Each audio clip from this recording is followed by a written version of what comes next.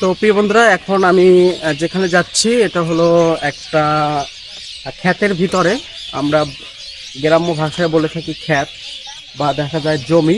জমির ভিতরেই কিন্তু ওইখানটাতেই দেখতেছেন একটা যমজ কবর। এটি হলো রাজা রানীর কবর।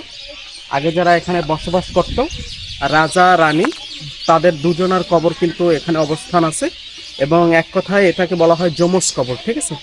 তাদের দুজনকে কিন্তু একসাথেই কবর দেওয়া হয়েছে।